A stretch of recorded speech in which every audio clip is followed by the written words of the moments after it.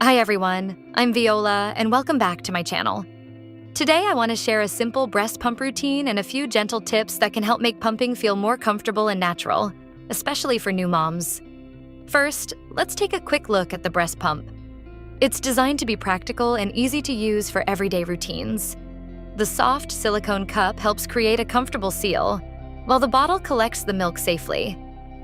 Before starting, it's always important to make sure that all parts are clean and properly assembled. Find a comfortable place to sit and try to relax your shoulders. A calm and comfortable position can really help the pumping process feel easier. When you're ready, gently place the pump and make sure it sits correctly and feels natural. Begin slowly and keep a steady rhythm.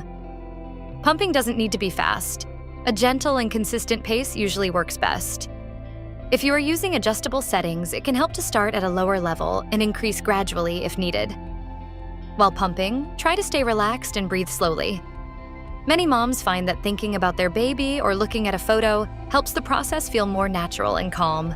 As milk begins to collect, simply continue with the same smooth rhythm. There's no need to rush. Every mom's experience is different, so take your time and listen to your body.